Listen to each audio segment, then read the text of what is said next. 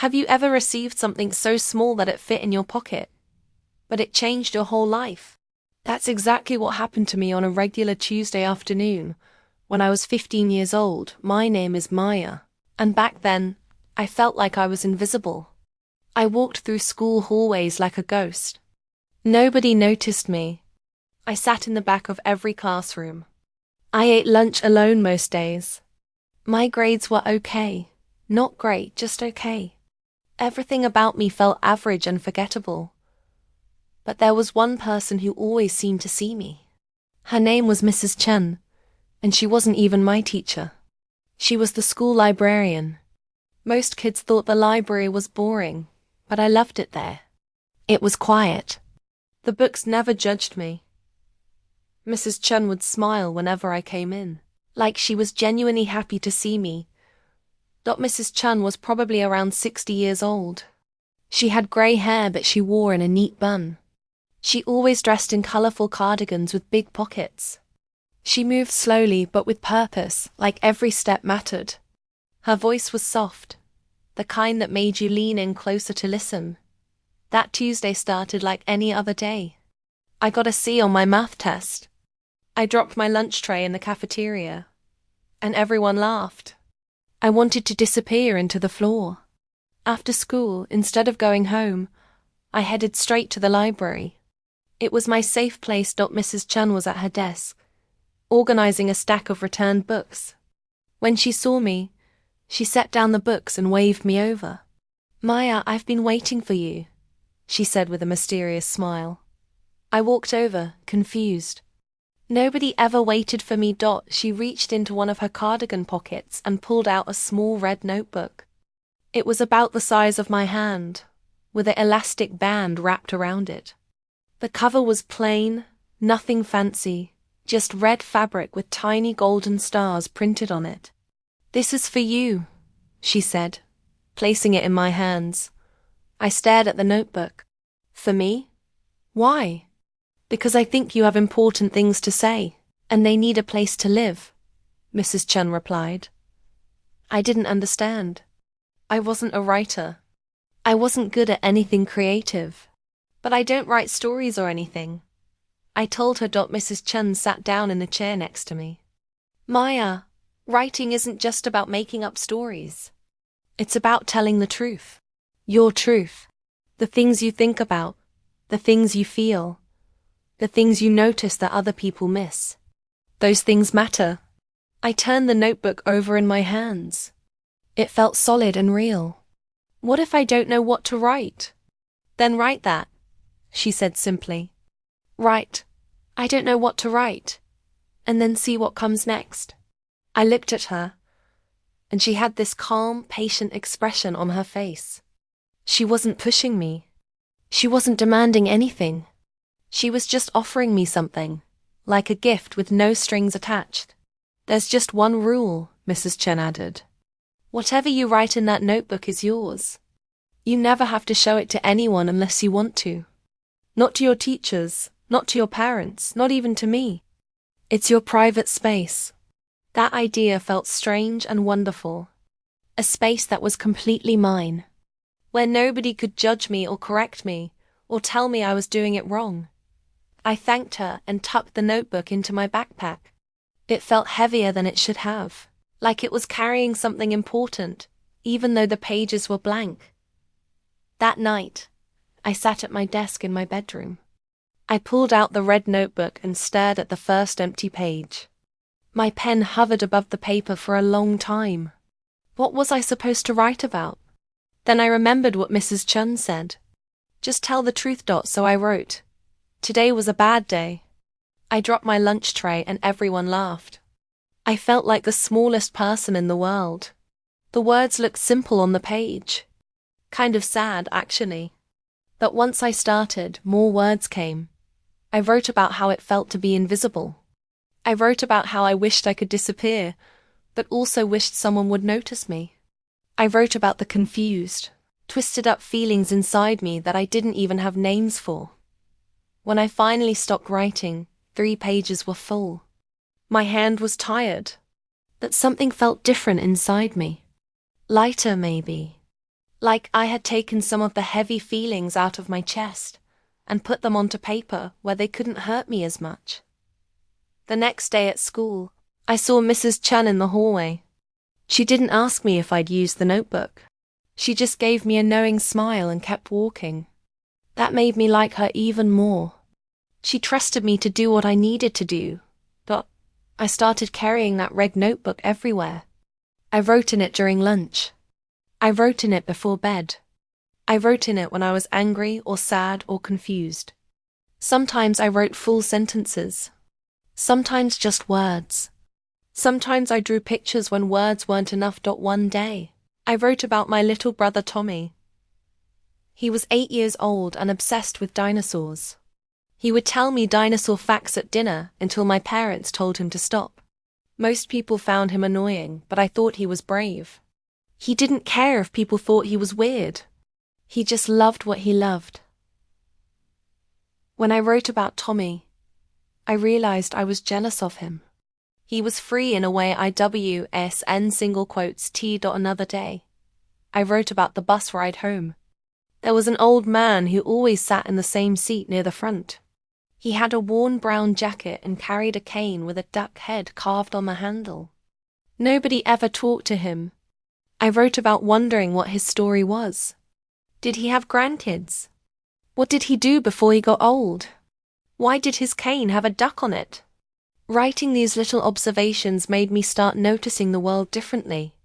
I paid attention to small details I used to miss. The way light came through the classroom window at exactly 2:15. The sound of the janitor's cart squeaking down the hallway. The smell of old books mixed with lemon cleaner in the library. About 2 weeks after Mrs. Chun gave me the notebook, something unexpected happened. We had an assignment in English class to write a personal essay. Most kids groaned, but I felt a little flutter of excitement. I went home and opened my red notebook. I flipped through all the pages I'd filled. Then I had an idea. What if I wrote about being invisible? About what it felt like to be the person nobody noticed? I worked on that essay for 3 hours. I poured everything from my notebook into it. I told the truth about feeling small and forgotten. I wrote about wanting to matter. I didn't try to make it sound fancy or use big words I didn't understand. I just wrote like I was talking to someone who actually cared. When I turned in the essay, I felt nervous and proud at the same time. A week later, Mr. Martinez, my English teacher, handed back our graded essays. When I saw mine, there was a big A+ in red ink at the top. But that wasn't the most important part. At the bottom of the last page, Mr. Martinez had written, "Maya, this is powerful and honest writing. You have a unique voice. Please keep writing." I read those words 5 times. Nobody had ever told me I had a unique voice. Nobody had ever told me to keep doing anything because I was good at it. At lunch that day, I didn't go to the cafeteria. I went straight to the library. Mrs. Chen was helping a student find a book about the solar system. When she finished, I walked up to her and showed her the essay with the A+ on it. Her face lit up like I'd just given her the best present ever. "Maya, this is wonderful. I'm so proud of you." "It's because of the notebook," I told her. "It helped me figure out what I wanted to say." Mrs. Chun shook her head gently. "No, sweetheart. The notebook didn't do anything. You did. The notebook was just empty pages. You filled them with your thoughts, your feelings, your observations. That was all you." I felt tears starting to form in my eyes, the good kind. "But you gave me the notebook. You told me my thoughts mattered." "I did," she agreed. "But you had to believe it. And you had to do the work. That's the part that counts." We sat down at one of the library tables. Mrs. Chen folded her hands on the table and looked at me seriously. "Maya, can I tell you something important?" she asked. I nodded. "You're going to have a lot of people in your life who tell you what you should be. They'll say you should be louder or quieter, smarter or different. They'll try to fit you into boxes that don't match your shape. But here's the secret. You get to decide who you are. Not them. You. She pointed to my backpack where I kept the red notebook. That notebook is yours. The words inside it are yours. The person you're becoming is yours. Don't let anyone take that away from you or tell you it's not good enough. I sat there absorbing her words. They felt important, like something I should memorize. What if I fail? I asked quietly. What if I try to be myself and people don't like it? Mrs. Chen smiled softly. Then those aren't your people. The right people will like you exactly as you are. And even more importantly, you'll like yourself. That's what matters most. After that conversation, something shifted inside me. I started participating more in class. I raised my hand even when I wasn't completely sure of the answer. I joined the school's creative writing club, even though the idea terrified me. At the first writing club meeting, there were only 5 other kids. We sat in a circle in Mr. Martinez's classroom after school. Everyone seemed nervous. Mr. Martinez said we'd go around and each share something we wrote. My stomach clenched. But then I remembered what Mrs. Chen said. This was my choice. I could share or not share. Nobody could force me. When it was my turn, I read a short piece from my red notebook. It was about watching rain hit the sidewalk and wondering where each raindrop came from, like they all had their own journeys before they landed here. When I finished reading, there was silence. Then a girl named Sarah said, "That was really beautiful." It made me think about rain differently. A boy named James added, "Yeah, I never thought about raindrops having stories before." My cheeks felt warm. People were actually listening to me, seeing me, and they liked what I had to say. Over the next few months, writing became my thing. It was what I was known for. Teachers started asking me to read my work out loud. Other students asked me questions about writing. I even helped a few kids with their essays. But the most important change wasn't about other people noticing me. It was about me noticing myself. I started understanding my own thoughts better. When I felt angry or sad, I could write about it and figure out why. When something good happened, I could capture it on paper so I wouldn't forget. The notebook became like a best friend who never interrupted and always understood. One day, about 6 months after Mrs. Chen gave me the notebook, I was in the library returning some books. Mrs. Chen called me over to her desk. "I have something to show you," she said. She pulled out a photo from her drawer. It was old and a little faded. The picture showed a young girl, maybe around my age, sitting under a tree with a notebook in her lap. "That's me," Mrs. Chen said, "when I was 14 years old." I looked closer at the photo. Young Mrs. Chen had the same kind smile, even back then. "My teacher gave me my first notebook," she explained. "Just like I gave one to you. She told me that writing saved her life during hard times, and she thought it might help me too." "Did it help you?" I asked. "It changed everything," Mrs. Chen said. I was shy and scared of my own voice, but writing helped me find it. Eventually, I became a teacher, then a librarian. I've given notebooks to dozens of students over the years. Students who seemed lost or quiet or like they had something to say, but didn't know how. I felt a warm glow in my chest.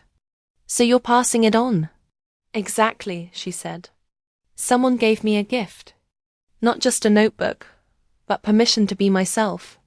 Now I give that same gift to others. And someday, maybe you'll give it to someone too." I thought about that. The idea of helping another kid who felt invisible, who needed someone to believe in them. It felt like a big responsibility but also like an honor.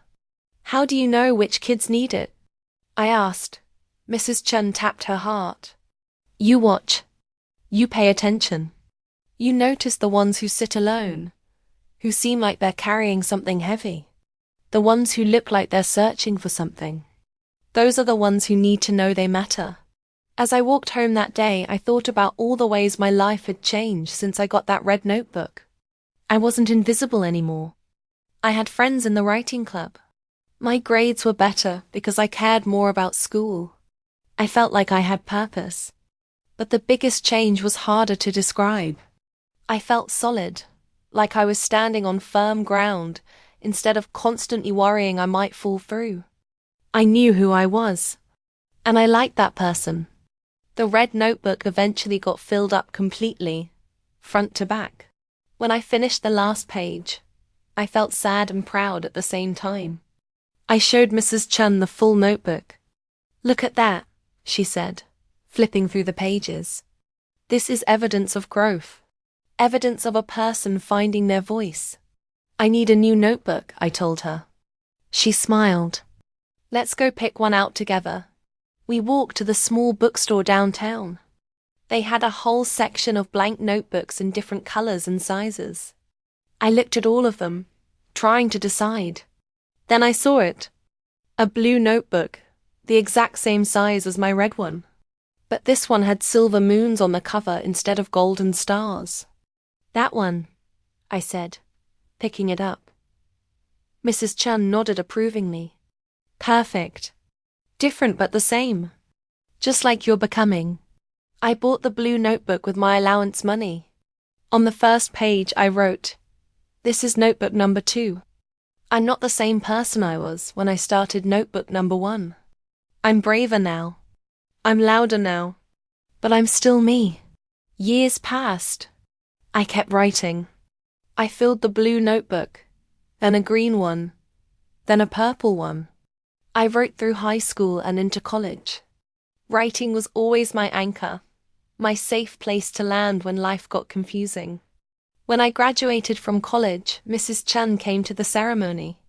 She was older now, moving even more slowly, but her smile was the same.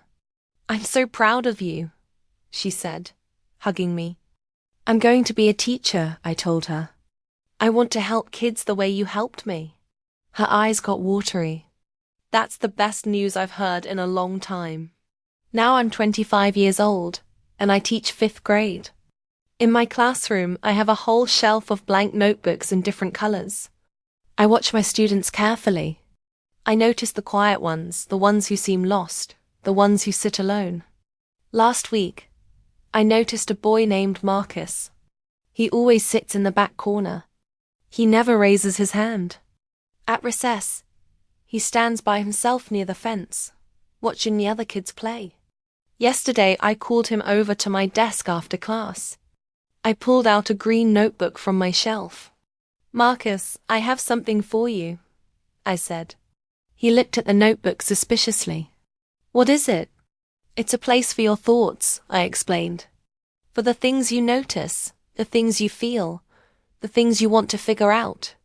Whatever you write in here is private. You never have to show anyone unless you want to." He took the notebook carefully, like it might break. "Why are you giving this to me?" I smiled, remembering asking Mrs. Chen the same question. "Because I think you have important things to say, and they need a place to live." Marcus looked at me with wide eyes. Then, quietly, he said, "Thank you." As I watched him walk out of the classroom, clutching that green notebook, I felt the circle completing itself. Someone believed in me when I needed it most. They gave me a simple gift that changed my life. Now I get to do the same for someone else. That's the real magic of gifts, I think. Not the object itself, but what it represents. The red notebook Mrs. Chum gave me wasn't special because it was expensive or fancy. It was special because it came with a message. You matter. Your thoughts matter. Your voice matters. And sometimes, that's all a person needs to hear to change their entire life. If you're reading this and you feel invisible, if you feel like nobody notices you or cares what you think, I want you to know something. You matter. Right now, exactly as you are, you matter. You don't have to be perfect or special or talented. You just have to be you. Find your notebook. It might be an actual notebook, or it might be something else. a sketchbook, a guitar, a basketball court, a garden, a friend who really listens. Find the thing that helps you hear your own voice. And when you find it, use it. Show up for yourself. Pay attention to your thoughts and feelings. Be honest about who you are and what you need. Don't wait for permission to be yourself. The gift Mrs. Chun gave me wasn't really the notebook. It was permission to take up space in the world. Permission to believe that what I had to say mattered, even when I was just a quiet, invisible kid who felt small. Now I give that same permission to my students. And someday they'll give it to someone else. That's how we change the world. One person at a time. One small gift at a time. One moment of believing in someone when they can't believe in themselves.